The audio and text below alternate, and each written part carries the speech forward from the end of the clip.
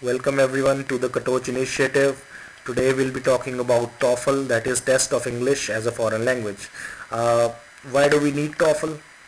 We need TOEFL because people who are from non-English speaking nations, that is from countries where the first language is not English, need to take the test of English as a foreign language in order to be determined fit to study or to work in English speaking nations such as the United States of America and the United Kingdom.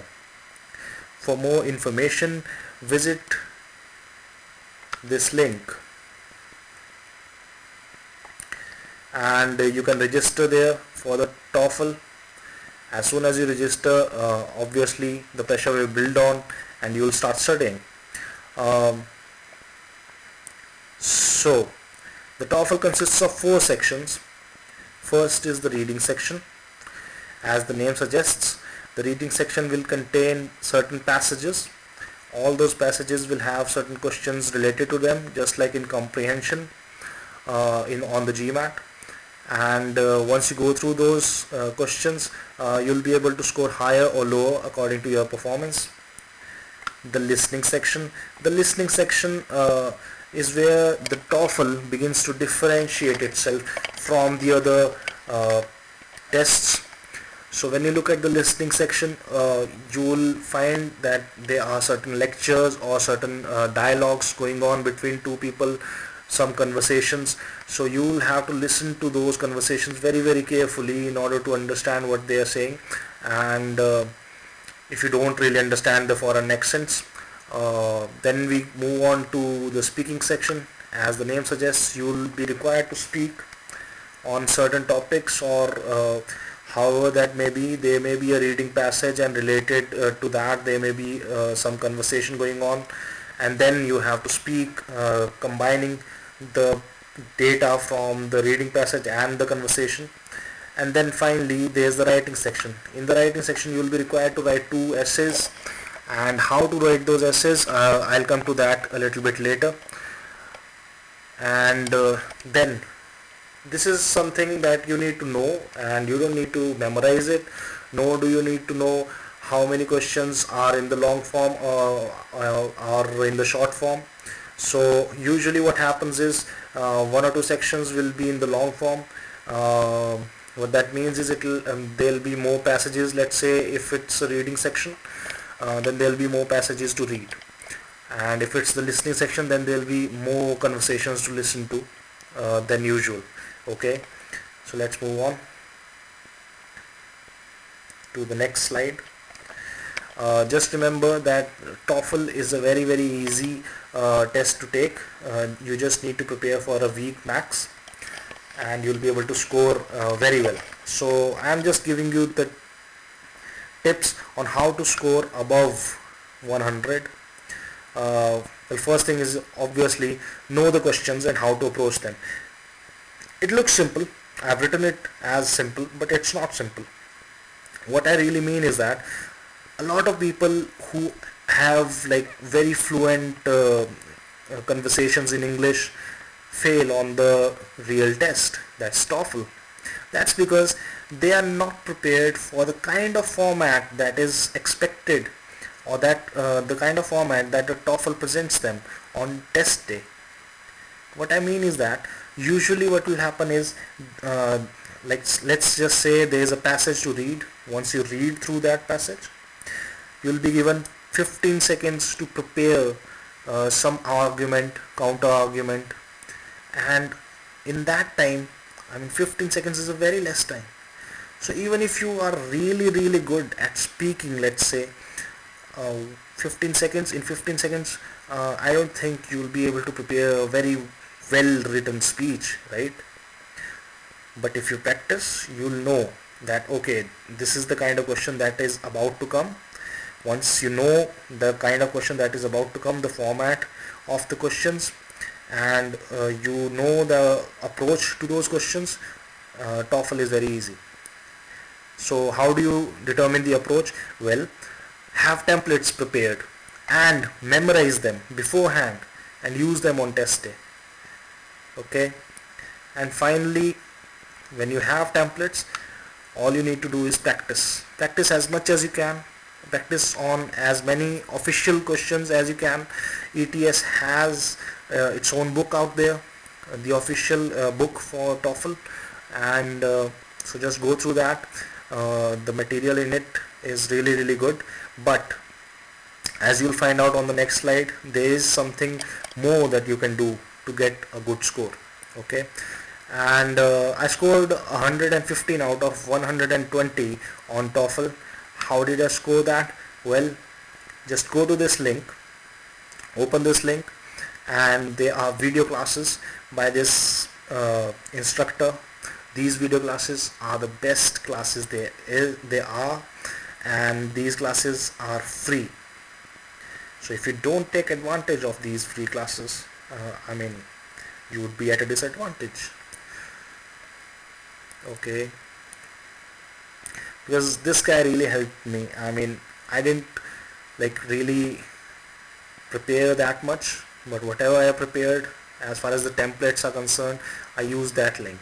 Okay, now when we come to practice material, like I said, what you do is you take the templates from the video classes that the link that I just showed you. You take official questions and practice on them.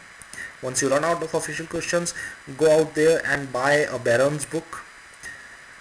That book will have a CD with it. The companion CD is the best thing there is as far as preparation for the TOEFL is concerned, beyond the ETS book, of course. So, and coming to the last point, don't really worry if some questions aren't like the kind of questions that you would expect on the real TOEFL. Barron's does have some questions which are not exactly the kind of questions on which you would be able to apply your templates, but the real test will be exactly like the templates are. So don't worry about it, and let's move on. So by the Barron's. Now here are certain guidelines that you need to follow. Okay, right, so whenever you listen, and this listening could be in let's just say it could be in the speaking section, or it could be in the writing section, or wherever it is. Whenever you listen, mostly there will be 2 or 3 subtopics. One will be a main idea, and then there will be 2 or 3 subtopics with examples. Okay, so just know that this is the kind of format that will be presented to you. Whenever the conversation starts, just be prepared to jot down whatever the subtopics are. Be ready for those. Okay.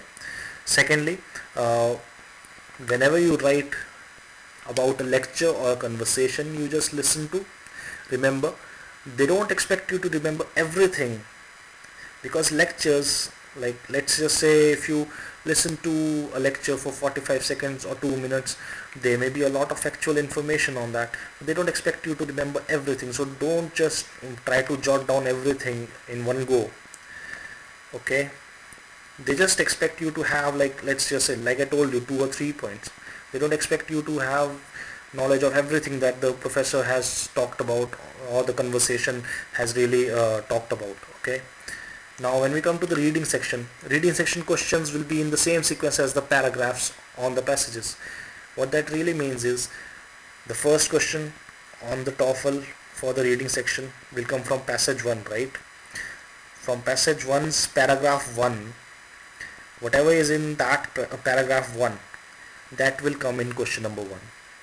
In question number 2, following the same sequence, the question will be coming from paragraph 2, and so on. So reading section questions will be in the same sequence as the paragraphs on the passage. Okay. For writing section, well, just think of 2 ideas. Okay, 2 subtopics with examples. If you cannot think of an example, think of another point or a sub point or a sub point, whatever you can think of, but think as fast as possible. Okay, And to help you with that, follow the template given on that link that I just gave you. In the listening section, I was talking about listening here also and here also, but it's not about that sort of listening. It's about the actual listening section. The actual listening section is very easy. The questions become more complex when it comes to the writing section or the speaking section, where you have to listen to something, read something, and then translate all that information as fast as possible into your own words, or let's just say just convert all that raw data into information and present it within 15 seconds, 30 seconds or whatever. So the listening section is actually relatively easy. In the listening section, do not use pen to write what is being said. Just concentrate. Believe me, I got 30 on 30 in the listening section. The reason was I did not write down a single thing they were saying. I just concentrated. It's that easy.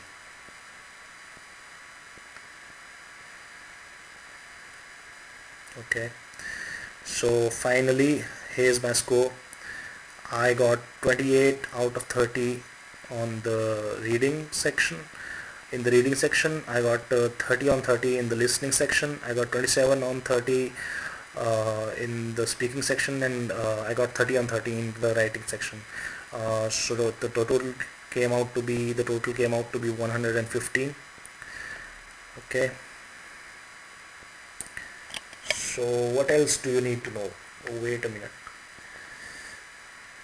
There are certain other things that you need to know that I haven't penned down. Okay, the way I talk, you can talk like that. You're allowed to have, I'll remove certain like things that people have on their mind. Okay, you are allowed to have accents. Okay, what does that mean? That means the TOEFL does not expect a West African to speak like an Italian or an Englishman, let's just say. Okay, so it's okay to have an accent.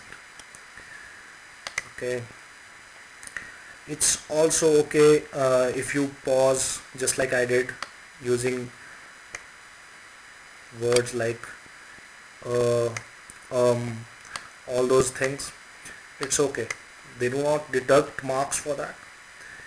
Just make sure that you have something intelligent to say right after your pause. And for people who have who have some doubt on what sort of the difficulty level is on the TOEFL, the TOEFL's difficulty level is I mean, the TOEFL is fairly easy.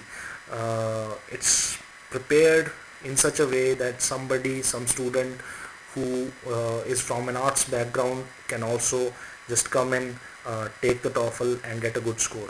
Okay, so it's not really difficult, it's just how well you prepare. Okay, so these were some things that you just needed to know that weren't on the slides, and that's all about TOEFL. So